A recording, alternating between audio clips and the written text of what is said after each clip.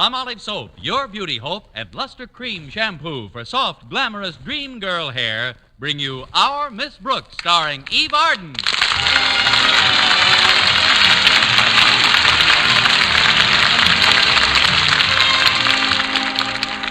Last Friday was Student Government Day, a day upon which the entire administration of the city is handed over to high school pupils who have been elected by their classmates. Well, ordinarily, our Miss Brooks, who teaches English at Madison High School, would have very little to do with this event. But unfortunately, Miss Johnson, the civics teacher, took ill on Thursday, and our principal, Mr. Conklin, suggested that I take over her class. Of course, I didn't have to accept the assignment. I just figured that teaching is better than being totally unemployed. In some states, it's better. At any rate, I conducted Miss Johnson's civics class on Thursday, and on the subject, what would I do if I held public office, the class and I had quite a spirited discussion. And in view of later developments, I'm sorry I didn't listen. But Friday morning finally rolled around, and the entire student body and faculty gathered in the assembly hall to hear Mr. Conklin officially proclaim it Student Government Day. Mr. Boynton, my bashful biologist, was sitting in the front row, and accidentally, with the aid of 2 bloodhounds, I found myself sitting right next to him. Oh, hello, Miss Brooks. Why, Mr. Boynton, this is a surprise. To you, anyway. I didn't see you sit down. I believe I left my notebook on that seat. It's just some lecture notes on the North American porcupine. Oh, sorry, Mr. Boynton. I didn't even notice it. He must have pulled in his quills. Here you are. Oh, thanks. I'll just hold it in my lap. Why don't we let the notebook have the seat and you could hold... No, not in school, I guess. You know, Miss Brooks, something just occurred to me. We're always sitting next to each other in assembly. Fate seems to be throwing us together. Compared to my throwing, fate is a sandlot pitcher. But perhaps you're right, Mr. Boynton. Maybe we should give fate a helping hand. I'm free for lunch today. How about you? Or would you rather ask me? Or am I being too subtle? Oh, darn that bell. I'll have to get him in the next round. Students, faculty members, and honored guests. First of all, as your principal, I would like to announce that because this is Student Government Day, school will be suspended. Please. I sympathize with your disappointment. But as you know, Student Government Day has been tried successfully in many other communities, and I have always been ready to experiment in any progressive plan to foster good citizenship. That is why you see before you on this platform our honored guest, Mayor Remsen. Now, Mayor Remsen, would you care to say a few words? Of course not. He only brought those 9 pages along to put his gum in. Thank you, Mr. Conklin, for your generous introduction. As I look out upon this ocean of young, eager, intelligent faces, a tide of emotion swells up in me. I'm getting a little seasick myself. And as I think of the glorious future which this community can look forward to at the hands of these youths, I am deeply touched. I have always been well informed on the affairs of young people. He ought to be. He's kissed so many babies you can't see his tie for the pablum. And so it is with considerable pride that I now inaugurate for the first time in this community Student Government Day. Therefore, without further ado, it is my pleasure to introduce to you your duly elected mayor, Miss Harriet Conklin. You may applaud now. Thank you. My constituents, friends, and Mayor Remsen, I intend to show this community something new and different by making my term of office a clean and honest administration. Well, now... We will not tolerate graft and corruption. Well, now... Thank you, Harriet Conklin.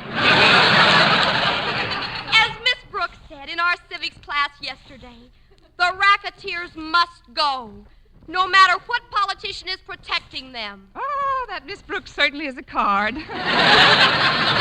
That will be all, Harriet. Did you really say that in civics class? I don't know. I wasn't listening. Mayor Remsen, allow me to apologize for my daughter's enthusiasm. She was obviously referring to the aims of city governments in general, without realizing that those aims have already been attained in our community. Of course. And now, it is my extreme pleasure to introduce the student who has been elected your chief of police, Walter Denton. Thank you, friends.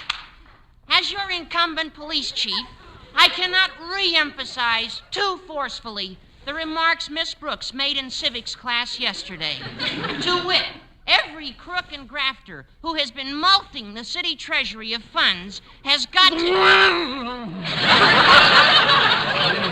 Thank you, Chief of Police Walter Denton. But I haven't finished my speech. Oh, yes, you have, Denton. But, Mr. Conklin, as Miss Brooks said just yesterday... This is not a symposium on the memoirs of Miss Brooks. Or maybe it is. Miss Brooks, you here? No, I couldn't make it today. What's that? Oh, there you are. Before we go any further, isn't there something you'd like to say? Yes, sir. Is there a doctor in the house?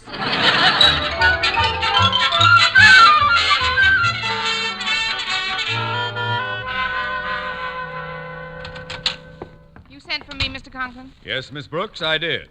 In spite of my abject apologies, Mayor Rimson left here in a very ugly mood.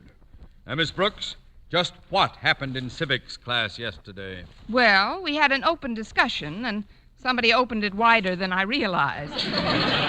But we only discussed corrupt city administrations in general, Mr. Conklin. We made no specific mention of Mayor Rimson's corrupt administration. Never mind what you mean. Thanks to you, we've got a band of young malcontents on our hands.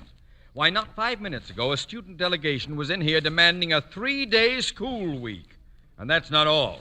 They also informed me that they would like a 4-hour day, starting from the moment they leave home till the moment they arrive back there. That's portal to portal. Next thing you know, they'll be wanting time and a half for leaving the room.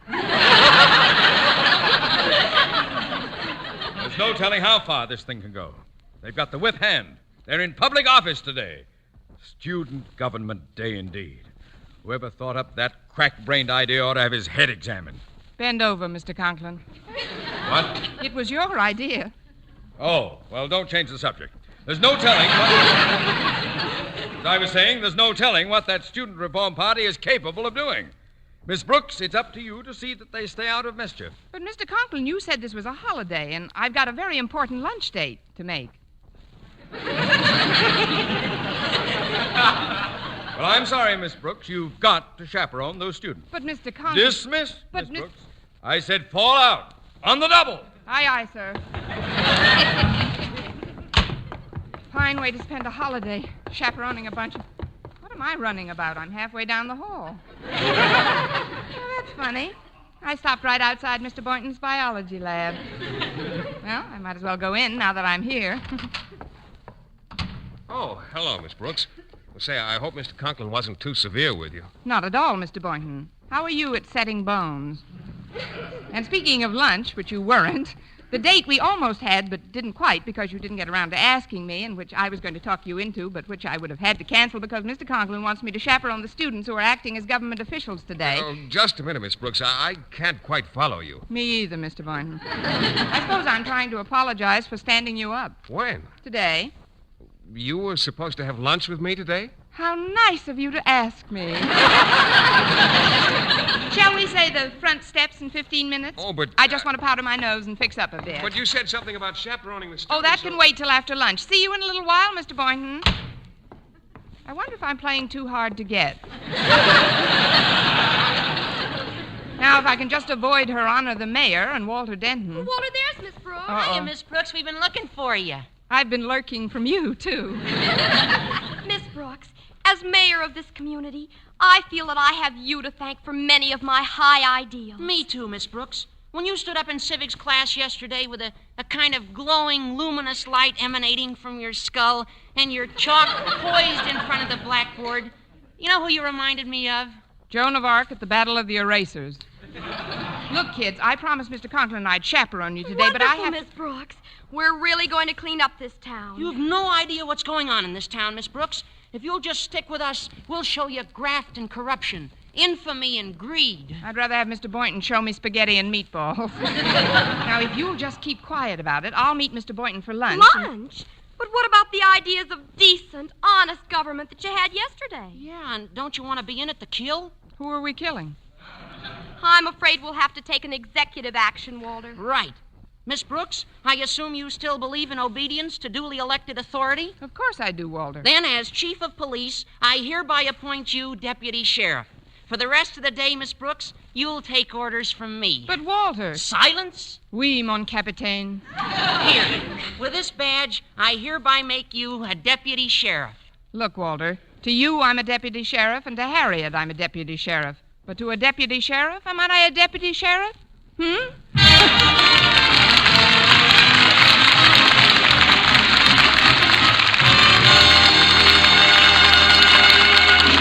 Our Miss Brooks, starring Eve Arden, will continue in just a moment. But first, here is Vern Smith. Ladies, regardless of age, skin type, or previous beauty care, doctors prove you too may win a lovelier complexion with Palmolive soap. But to win this lovelier complexion, the kind men admire and women envy, you must stop improper cleansing. Instead, use Palmolive soap the way doctors advise. Remember, 36 doctors, leading skin specialists, advised 1,285 women, many with complexion problems, to use Palmolive this way. Some had dry skin, some oily, some coarse-looking. Using Palmolive soap alone, 2 out of 3 won lovelier complexions. Now, here's what the doctors advised. Wash your face with Palmolive soap, massaging for 1 minute with Palmolive's soft lather. This cleansing massage brings your skin Palmolive's full beautifying effect. Rinse. Do this 3 times a day for 14 days. It's that simple. But doctors have proved this way, using nothing but Palmolive, really works. So forget other beauty care. Use Palmolive soap alone for a lovelier complexion. For loveliness all over, use big, thrifty bath-size Palmolive in your tub or shower.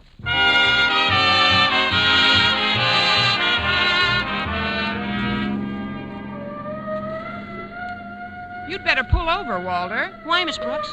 Oh, the siren. No, that's on our car. I put it on this morning. I don't want to see insubordinate, Chief, but just where are we going? To the Jackpot Amusement Company's warehouse. We've been watching the place for weeks, Miss Brooks, in preparation for today. And we've seen truckloads of slot machines delivered there. Slot machines? Sure. The kind they put in the back of candy stores where little school kids can spend their lunch money in a futile effort to get rich quick. You know, where you pull a lever and try to hit as many bumpers as possible. Oh, the game I play in my car. Well, those kind aren't so bad. It's the one-armed bandits that keep the kids broke. Oh, they're all fixed. Fixed? Sure. If a machine pays back more than 5 cents on the dollar, they break its arm. Here we are, the Jackpot Amusement Company. What are we going to do here? We're going to raid the place. We 3? No, there's another bunch of kids coming any minute. You see, the fire commissioner had to go home and change his pants. He tore him sliding down the pole at the firehouse. Well, are you all ready, men? Speaking for some of us men, no. Now, when I blow my police whistle, we'll charge. Sorry, I don't have an account here. Let's go. I'm with you, Walter. Oh, now, Walter, Harriet, listen. Let's go to a movie. Open up in the name of the law. Are you going to open up, or do we have to break it in? Walter, please. Stand in back of Miss Brooks, Harriet. Oh, fine. Now they're going to use me for a battering ram. What's going on out here? Trick or treat. What's that? Are you one of the employees of the Jackpot Amusement Company? What if I am? You're under arrest. What? Miss Brooks, you're a deputy sheriff. Arrest this man. Pull over to the curb, bud. Look, lady, I'm a busy man. Why don't you just take your kids over to the playground and shove them down a sharp slide? Now beat it. Oh, resisting arrest, eh? This may go hard with you, my good man. What's going on here? Who blew the police whistle? I did. Officer, arrest this man. What did he do? He tried to get fresh with you, lady. No, and that's the story of my life. And what do you want him arrested for? Yours not to reason why. As your chief of police, I gave an order. Your duty is to obey. How does that go again, Sonny? You heard him, officer. As mayor, I decree that you arrest this individual. Well, let me get this straight. You're the mayor, and he's the chief of police. Ah, who are you, lady? I'm Joan of Arc, and stop breathing on my armor. I do not wish to be rude, but I have to go in now. You see, I am Little Miss Muffet, and I have to go sit on my tuffet for a while. This is your last chance, officer. Arrest that man in there, or tomorrow you'll be pounding a beat in a swamp. Oh, pounding a beat in a swamp, is it? Do you realize this is insubordination? Oh, insubordination, is it? You've just got to arrest that man. Oh, arrest that man, is it? This is getting monotonous, was it? Look, folks, why don't you all run along and we'll forget about the whole thing? Oh, that settles it. Miss Brooks, arrest this policeman. Arrest this policeman, is it? Now, don't start that again. Will you go quietly, or do I have to use the bracelets? Take it easy, lady. We'll settle this in a minute. That doesn't frighten anybody. I got one of those, too. Good for you, Sonny. Some people don't seem to be familiar with the Constitution of the United States, which says, "We, the people of the United States Or, of for America, that matter, the in order to Declaration form of a more Independence, perfect which union, says, establish justice." Little issue Jack Horner domestic sat in the corner tranquility, eating his Christmas pie. He stuck in his thumb and pulled out a plum, and along came the Black Mariah.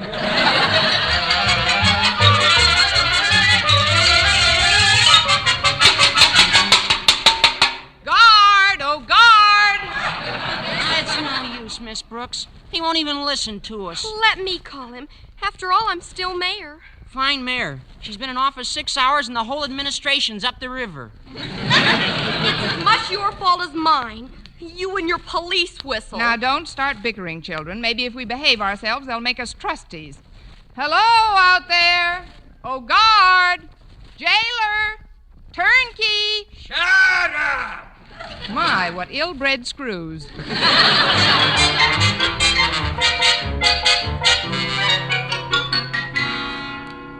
Yes, Mrs. Denton, I'll call you the minute I hear from Walter. Goodbye. Imagine that, Martha. Mrs. Denton wanted me to call the police department. How would they know where her son Walter is? I can't understand it, Martha. You can't understand what, Osgood? That's the fifth parent who's called me up to ask why her child hasn't come home for dinner yet. You'd think they'd keep track of their children and not suddenly discover at 7 o'clock that they haven't come home for dinner yet. By the way, where's Harriet? She hasn't come home for dinner yet. What? Well, don't just stand there. Do something. Call Miss Brooks. I put the children in her charge. Call the police. The Bureau of Missing Persons. Get the district attorney. Contact them. Find out if there's somebody. Why don't they? Well, maybe you could get hold of them. But I don't know what you're just standing there for. I'm here. I'm concerned about you. You're not concerned. Why don't you do something? Get going. Osgood! Sometimes you sound like a walrus caught in a Turkish bath. I did call Miss Brooks. Mrs. Davis says she wasn't home yet. Poor woman. She's had dinner on since 6. She's terribly worried about her stewed tomatoes. Please stop sniveling about Mrs. Davis's tomatoes. We've got our own tomato to worry about. Please, dear, calm down a little. Here, have some fruit. It's very good for the nerves. I don't want any fruit. Oh, that's probably Harriet now. I'll answer it. I mustn't lose my temper. I must be calm. Hello? Osgood, you're talking in a banana. No wonder with the house all cluttered up with fruit bowls. Hello? Is that you, Harriet? No, Osgood. This is Margaret Davis. Oh. I've just had a call from Miss Brooks. You have? Yes, Osgood. Harriet, Walter Denton, and several of the other students are with her. Oh, well, thank heavens. Tell me, Margaret, where are the children and Miss Brooks? They're in jail, Osgood. Fine. You see, Martha, I told you there was nothing to worry about. Miss Brooks and the children are all in jail. Hey! Martha, take this phone out of my hands and put back the banana.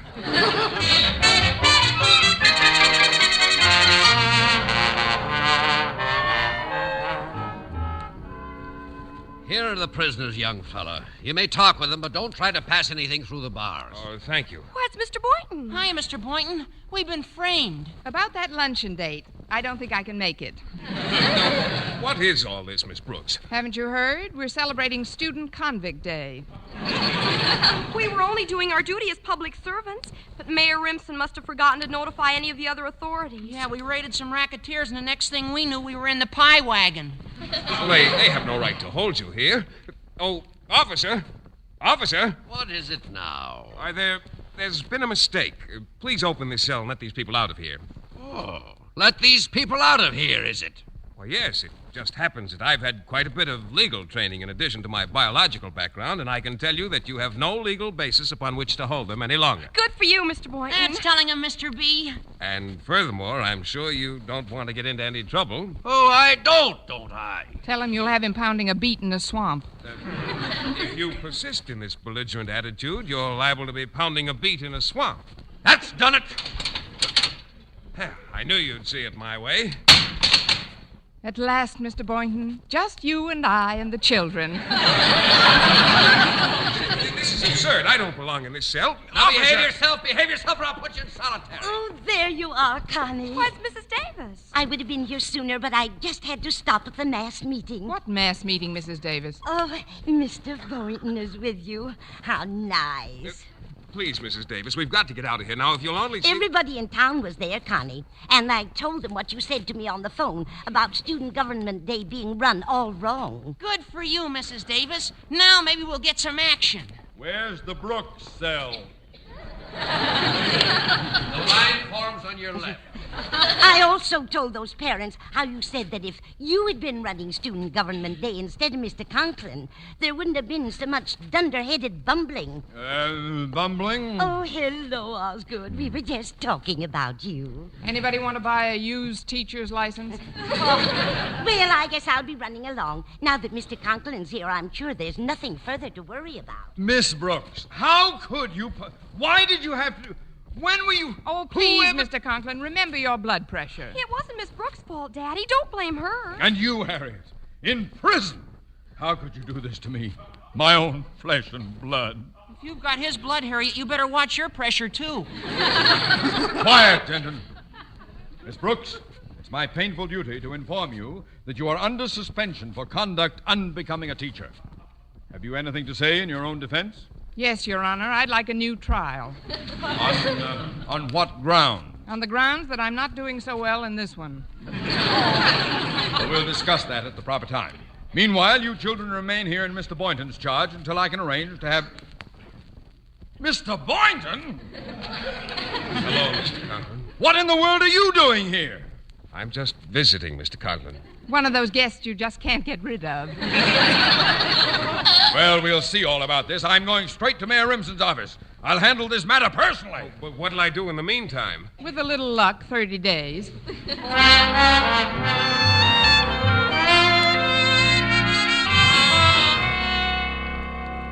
Well, you've done a lot for me, H.J., but I can't understand why we're dumping this slot machine deal. Because it's too hot, Mayor. Besides, our cut ain't big enough.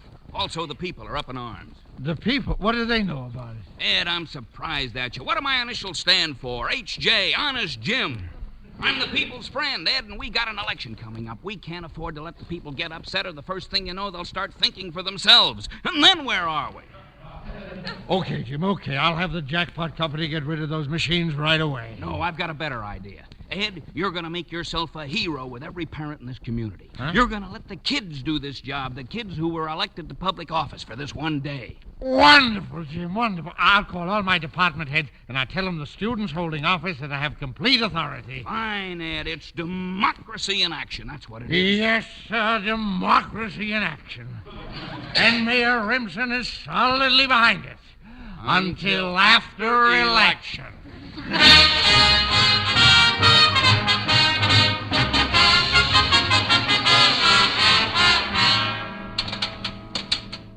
Which one of you is Mayor Harriet Conklin? I am. Step out, please. Now, which one of you is Chief of Police Denton? Oh, that's me. Come on out. I've had orders to release the both of you. Oh, but what about Miss Brooks and myself? Sorry, my orders didn't say anything about you two. But I insist that you release them immediately. Quiet, Walter. Orders are orders.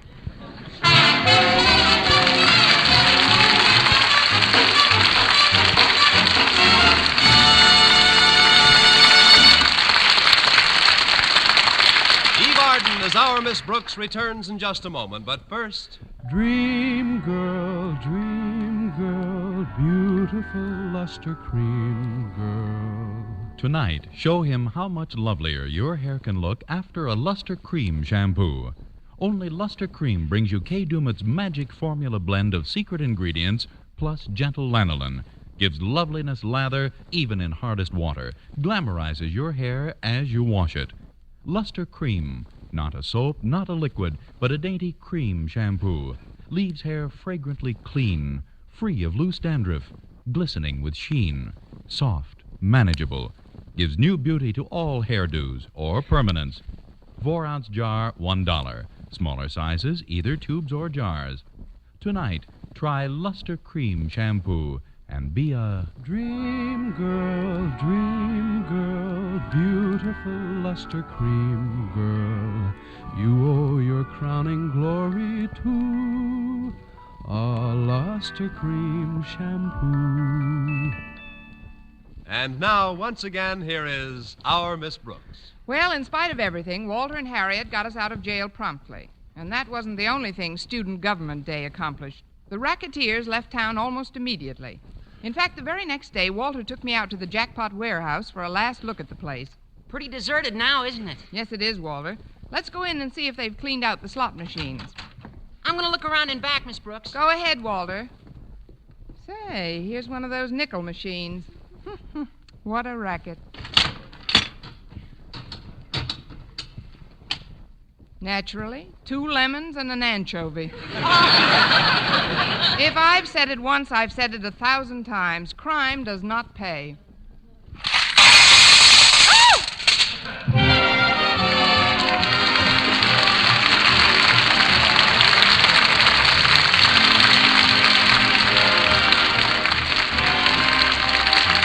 Next week, tune in to another Our Miss Brooks show, brought to you by Palmolive Soap, your beauty hope, and Luster Cream Shampoo for soft, glamorous dream girl hair. Our Miss Brooks, starring Eve Arden, is produced by Larry Burns, written and directed by Al Lewis, with music by Wilbur Hatch.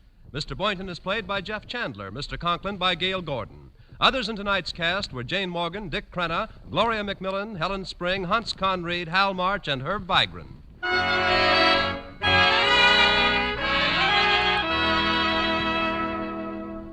Men, do you shave with a lather or brushless shave cream?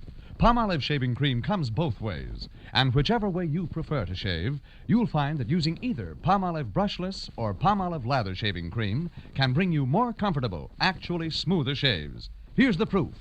2,548 men tried the new Palmolive way to shave described on the tube, and no matter how they had shaved before, 3 out of every 4 got more comfortable, actually smoother shaves.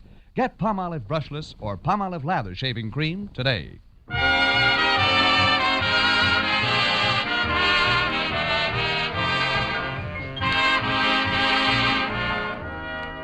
Today, 1 person dies from tuberculosis every 10 minutes. Tuberculosis kills more people between the ages of 15 and 44 than any other disease. What's more, you may have tuberculosis and not know it, because in its early stages, tuberculosis is without symptoms of any kind. Yet, tuberculosis is curable. Help stop it from spreading by getting chest x-rays immediately. And remember, in some places, you can get a chest x-ray free or at nominal cost through your local tuberculosis association or health department. So, check your chest. Get a chest x-ray now. For mystery liberally sprinkled with laughs, listen to Mr. and Mrs. North, the exciting pun-packed adventures of an amateur detective and his beautiful wife.